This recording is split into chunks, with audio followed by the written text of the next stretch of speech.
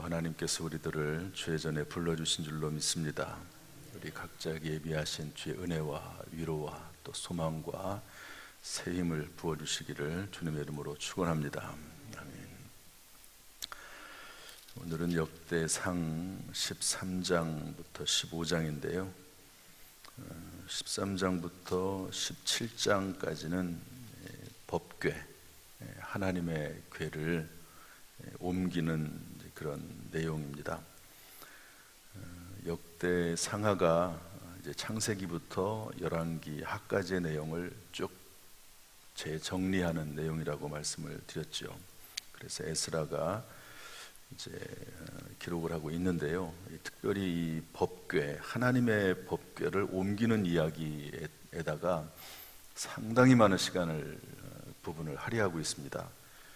13, 14, 15, 16, 17 5장 엄청난 장이죠.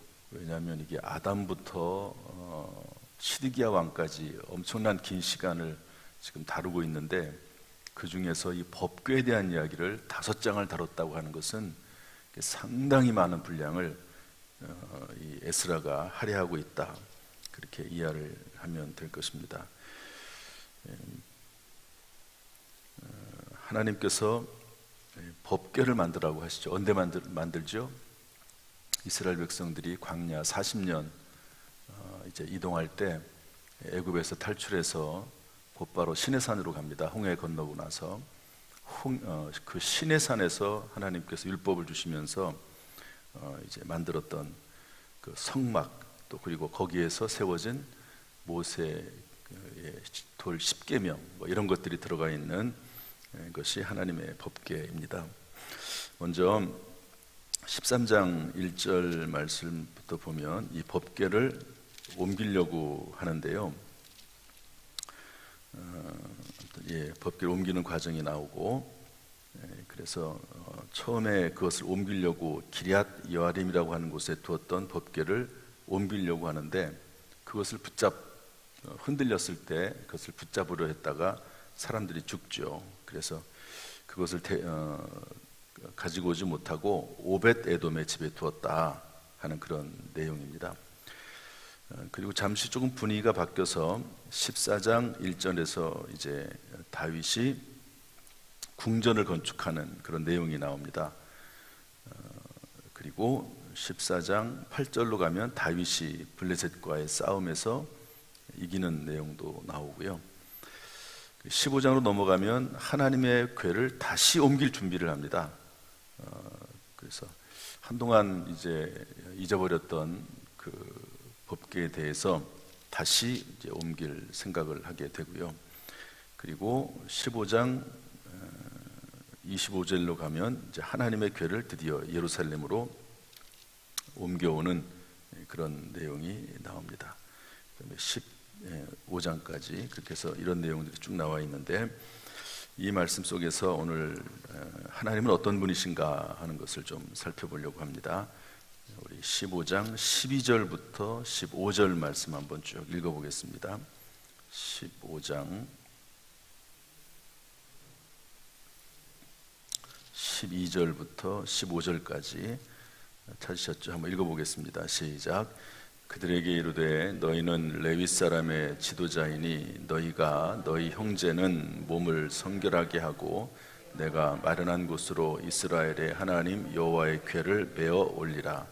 전에는 너희가 매지 아니하였으므로 우리 하나님 여호와께서 우리를 찢으셨으니 이는 우리가 규례대로 그에게 구하지 아니하였음이라 하니, 이에 제사장들과 레위 사람들이 이스라엘 하나님 여호와의 궤를 메고 올라가려 하여 몸을 성결하게 하고, 모세가 여호와의 말씀을 따라 명령한 대로 레위 자손이 채에 하나님의 궤를 꿰어 어깨에 매니라.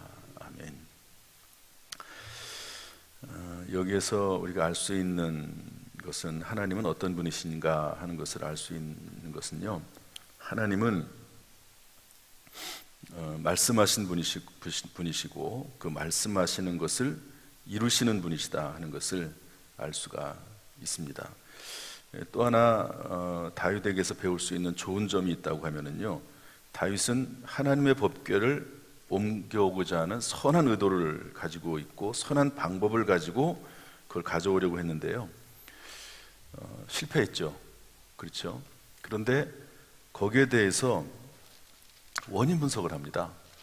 여기 잘 보면은요, 뭐라고 되어 있냐면 13절에 전에는 너희가 매지 아니하였으므로, 여러 가지 이유가 있는데 첫 번째는 이 법궤, 하나님의 법궤는 누구만이 움직일 수 있도록 되어 있냐면 제사장들만이 움직일 수 있도록 되어 있습니다. 그런데 제사장이 한 것이 아니고 일반 백성이 했다는 게 첫 번째 잘못이고, 두 번째는 뭐냐면요, 그것을 수레에 싣고 왔거든요. 그런데 하나님의 법궤는 수레에 실는 것이 아니고 매도록 되어 있습니다. 직접 사람이 이 채를 이렇게 꿰가지고요, 그 법궤를 매도록 되어 있습니다. 그래가지고 15절 말씀 보면 여호와의 말씀을 따라 명령한 대로 레위 자손이 채에 하나님의 궤를 메어 어깨에 매니라. 그래서 이렇게 어깨에 직접 메고, 그리고 레위인들, 제사장들이 그것을 이렇게 가지고 오는 것을 볼 수가 있습니다. 이런 내용을 통해서 우리가 보는 것은 하나님은요, 벌써부터 말씀을 하셨거든요. 이 법궤를 움직일 때는 이렇게 해라라고 하나님의 말씀을 오래전에 이 당시만 해도 왕정 시대도 그 전이고 또 사사 시대도 전이고 이 광야 시대, 그러니까 엄청난 많은 시간이 지났을 그 전에 이미 말씀을 하셨습니다. 그리고 시간이 그렇게 많이 지났음에도 불구하고 하나님께서는 여전히 그 말씀을 기억하시고 그 말씀에 대해서 신실하신 분이 하나님이시다 하는 것을 알 수가 있습니다. 따라서 우리는 철저히 하나님은 말씀하시는 분이시고 또 그 말씀에 대해서 우리도 지켜야 될 뿐만 아니라 하나님도 그 말씀에 대해 신실하시다 하는 것을 잊어서는 안 됩니다. 옛날에 했던 말씀, 그런 말씀이기 때문에 지금은 지켜도 되고 또 안 지켜도 되고 하는 그런 말씀이 아니고, 물론 예수님께서 구약성경과 신약성경 중에서 폐지된 것을 직접 말씀하시기도 하고 또 예수님께서 새롭게 조금 수정하기도 하시고 그런 내용들이 있습니다. 모세 시대에 사람들이 악하기 때문에 어쩔 수 없이 하나님께서 허락하셨지만 모세를 통해서, 그러나 예수님께서 원래 뜻을 다시 알려주기도 하는 것을 볼 수가 있습니다. 한번 따라서 하시죠. 하나님은 말씀하시는 분이시다. 그 말씀대로 우리들이 행하길 원하실 뿐 아니라 하나님께서도 그 말씀에 대하여 신실하시다. 여러분, 헌법이나 법률을 만듭니다. 우리나라 처음에 이제 해방되고 나서 헌법을 만들었죠. 그때 그 헌법을 만든 분들을 이제 의회가 재헌의회라고 합니다. 그리고 지금도 국회의원들이 법률을 계속해서 만들고 있죠. 그런데 그 법률을 만들고 나면 본인들도 그 법률에 또 지배를 받습니다. 그러니까 본인들이 만들어 놓고 본인들이 그 법에 지배를 또 따르는 거죠. 물론 요즘 법꾸라지니 이런 말 해가지고 교묘하게 법을 피해가는 사람이 있기도 하지만, 그러나 모든 법률 앞에, 헌법 앞에 사람들은 다 복종해야 되는 것입니다. 하나님의 말씀은 곧 하나님이십니다. 그래서 우리가 그 말씀에 따라 살도록 하나님 원하시고, 또 하나님도 하나님과 동일한 그 말씀 안에서 신실하게 그 말씀을 지켜나가는 것을 볼 수가 있습니다. 하나님께서 창세기에 선악과를 만드시죠. 아담과 하와를 에덴 동산에 불러 두시고 선악과를 만드시면서 뭐라고 말씀하시냐면 모든 것을 다 먹어도 좋다. 그러나 동산 중앙에 있는 선악과는 따먹지 말아라. 이것을 먹는 날에는 너희가 정녕 죽으리라. 이렇게 말씀하시거든요. 그리고 나서 사람들이 하나님의 말씀에 순종하나 순종하지 않나 하는 것을 지켜보십니다. 불행하게도 아담과 하와가 그 선악과를 따먹죠. 그때 하나님께서는 그 하신 말씀 그대로, 그 말씀 그대로 하세요. 그래서 에덴 동산에서 그들을 쫓아내십니다. 그래서 여러분 에덴 동산에는 생명나무가 있지 않습니까? 그런데 그 생명나무가 있는 에덴 동산에서 쫓겨남으로 인해서 생명이 연장되지 못하고 죽음이라고 하는 것이 생기게 되고 결국에는 이 세상에 죽음이 들어오게 돼 있습니다. 우리가 생각하는 것처럼 그냥 뭐 당장 하나님께서 뭐 번개를 내리셔가지고 죽이시거나 그런 의미가 아니고 인간에게, 인류에게 육체적 수명이 생겼다는 것을 얘기해주고 있습니다. 그러다가 나중에 예수님께서 오셔서 우리에게 다시 회복, 그 영원한 생명을 회복시켜주는 것을 볼 수가 있습니다. 그래서 그 예수님을 성경에 보면요, 제2의 아담이라고 합니다. 히브리어에서 참 이 창세기부터 해석을 잘해주고 있는데요, 첫 번째 아담은 죽이는 영이고, 두 번째 예수 그리스도는요, 우리를 다시 살리고 에덴 동산을 다시 회복하시는 분이 예수님이다 하는 것을 알 수가 있습니다. 어쨌든 오늘 본문의 말씀을 통해서 하나님께서는 말씀하시는 분이시고, 그 말씀에 대해서 하나님은 신실하시고, 그리고 우리들도 그 말씀에 따라 살기를 원하시는 것이 하나님이시다 하는 것을 분명히 알 수 있습니다. 늘 하나님의 말씀 가운데 거하고 말씀을 알고 배우고 말씀에 따라 살아갈 수 있기를 주님의 이름으로 축복합니다. 한 가지만 더 보겠습니다. 오늘 성경 말씀의 교훈인데요, 특별히 따라야 할 본보기를 좀 보려고 합니다. 먼저 우리 13장 12절부터 14절까지 한번 보도록 하겠습니다. 13장 12절부터 14절 다 같이 읽어보죠. 시작. 그날에 다윗이 하나님을 두려워하여 이르되 내가 어떻게 하나님의 궤를 내 곳으로 오게 하리요 하고, 다윗이 궤를 옮겨 자기가 있는 다윗성으로 메어들이지 못하고 그 대신 가드 사람 오벳에돔의 집으로 메어가니라. 하나님의 궤가 오벳에돔의 집에서 그의 가족과 함께 석 달을 있으니라. 여호와께서 오벳에돔의 집과 그의 모든 소유의 복을 내리셨더라. 아멘. 법궤는 여러분들이 옛날에 가마 생각하시면 됩니다. 근데 가마는 이렇게 하인들이 손으로 이렇게 매죠.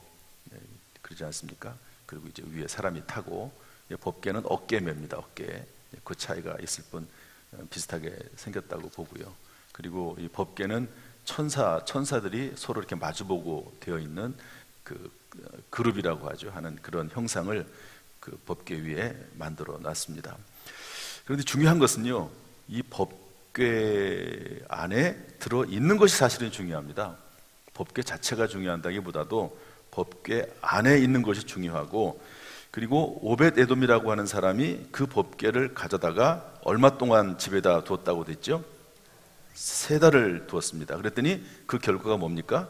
여호와께서 오벳에돔의 집과 그의 모든 소유에 복을 내리셨더라. 그러니까 오벳에돔의 집과 그의 모든 소유에 복을 주셨다. 그러니까 어떤 사람은 그 법궤를 잘못 만져가지고, 웃사라고 하는 사람은 잘못 만져가지고 만지지 못하게 되어 있는데 그걸 만져가지고 즉사하지 않습니까? 그런데 어떤 사람은 그 법궤를 집에다가 모셔놓고 잘 그 법궤를 이렇게 보관하고 있으니까 그것만 가지고도 하나님께서는 그 집에 복을 주시고 모든 소유에 복을 주셨다고 성경은 기록을 하고 있습니다. 그래서 저는 이것을 이렇게 좀 해석을 해보고 싶어요. 도대체 법궤 안에 무엇이 들어있길래 그것을 잘 간직하고 소유했더니 하나님께서 복을 주셨는가 하는 건데요, 여러분, 법궤에는 뭐가 들어있죠? 3가지가 들어가 있습니다. 첫 번째는 모세의 10계명 2돌판이 들어있습니다. 모세의 10계명, 시내산에서 받은 모세가 10계명을 받았지 않습니까? 그 2돌판. 그 다음에 또 뭐가 들어가 있죠? 만나가 든 항아리가 들어있습니다. 이스라엘 백성들이 광야 40년 동안 다니면서 매일매일 하나님께서는 하루치만 가져오라고 그렇게 얘기하는데 그게 아니고 여러 치 분량을 가지고 와서 그 다음 날은 다 썩어서 없어지는 그 만나가 든 항아리가 들어가 있고, 또 하나는 뭐가 있습니까? 아론의 지팡이. 근데 아론의 지팡이인데요, 그 지팡이에서 싹이 났어요. 우리 교회도 지난번에 다 죽은 나무 이렇게 가져다가 어떻게 해놨는데 거기에 싹이 나가지고 참 희한하다 그런 적이 있었는데요, 지팡이는 뭐 죽은 겁니다 사실은. 그런데 그 지팡이에서 싹이 나서 그것을 보관해 놨습니다. 이것을 이제 해석하는 방법이 참 다양합니다. 어쨌든 가장 기본적으로 이것을 해석을 하면은요, 십계명은 하나님의 말씀입니다. 그 모세가 준 시내산에서 하나님이 주신 말씀들이 많거든요. 그런데 그것을 10개로 요약을 하면 결국 모세의 십계명 두 돌판입니다. 그래서 우리가 하나님께서 오베데돔에 복을 주셨듯이 우리가 하나님께서 우리에게 복을 주시는 방법이 있고 복을 주시는 원리가 있다고 하면은요, 하나님의 말씀에 철저하고, 그리고 적어도 이 기본적인 하나님의 말씀, 하나님께서 꼭 우리에게 행하라고 하시는 그런 말씀들이 있거든요. 그 말씀들을 우리가 잘 지키고 간직할 때, 여러분, 하나님께서는 하나님이 한번 하신 말씀이기 때문에 그 말씀에 따라 반드시 우리의 삶 가운데, 우리의 자녀들 가운데, 우리의 집 가운데, 여기 그렇게 되어 있습니다. 오베데돔의 집과 그의 모든 소유에 복을 내리셨더라. 여러분, 하나님의 말씀을 우리가 늘 간직하고 그 말씀대로 사는 가운데 우리의 모든 집과 소유에 복을 주시기를 주님의 이름으로 축복합니다. 만나는요, 매일매일이라고 하는데 중요한 포인트가 있습니다. 매일매일. 그러니까 이것은 꾸준한 것이죠. 그 예수님께서 새벽 미명에 아직 해가 뜨기도 전에 항상 하나님 앞에 기도하는 것이 습관이 됐습니다. 습관. 그래서 영적인 거룩한 습관을 꾸준하게 갖는 것이 중요하다라고 일단 저는 해석을 합니다. 여러분이 새벽마다 나와서 하나님 앞에 기도할 때, 이러한 삶을 꾸준하게 가질 때, 경건의 삶을 살아나갈 때 하나님께서는 그 가정의 복을 주시고 소유의 복을 주실 줄로 믿습니다. 또한 아론의 쌍난 지팡이는 저는 소망으로 해석을 합니다. 죽은 지팡이에서 싹이 나는 거죠. 일반적이지 않습니다. 그러나 하나님께서는 죽은 지팡이에서도 싹이 나게 하시는 분이 하나님이신 줄로 믿습니다. 부활의 소망을 가지고, 영생의 소망을 가지고 우리가 살아나가면 하나님께서는 반드시 그 믿음대로 역사하셔서 죽은 것 같은 우리의 삶 가운데서도 하나님께서 우리를 살려주시고 우리의 몸을 또 새롭게 하시고 강건하게 하시고 우리의 인생을 살려주시는 분이 하나님이신 줄로 믿습니다. 그래서 어떤 일을 만나든지 간에 데살로니가전서 5장 16절부터 18절 말씀처럼 항상 기뻐하라, 쉬지 말고 기도하라, 범사에 감사하라. 하나님 앞에 어떤 조건 환경 가운데서도 이런 모습이 우리 가운데 있기를 주님의 이름으로 축복합니다. 또한 지난주 설교처럼 고린도전서 13장 13절 말씀처럼 믿음, 소망, 사랑, 이 세 가지는 항상 있을 것인데 그 중에 제일은 사랑이라 그랬습니다. 아무튼 이런 모든 것들이요, 순간순간마다 하나님 우리에게 주시는 감동의 메시지입니다.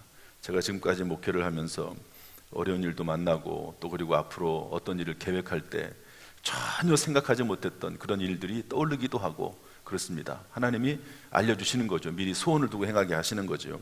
그런데 꾸준하게 하나님 말씀을 듣고 묵상하고 기도하고 그러다 보면 하나님께서 그런 음성들을 들려주십니다. 오늘도 하나님께서 이렇게 새벽에 나와서 기도하는 모든 성도들에게 하나님의 음성을 들려주시기를 주님의 이름으로 축복합니다. 하나님의 말씀이 들려지고 전혀 생각하지 못했던 아이디어가 떠오르고 하나님께서 우리를 오늘도 승리하도록 도우시기를 주님의 이름으로 축원합니다. 법궤가 우리의 마음속에, 지금은 법궤가 없습니다. 그러나 법궤가, 하나님의 말씀이, 또 만나가, 그리고 아론의 쌍난 지팡이 같은 소망이 우리의 마음속에 끊임없이 변함없이 평생 충만하기를 주님의 이름으로 축원합니다. 기도하겠습니다.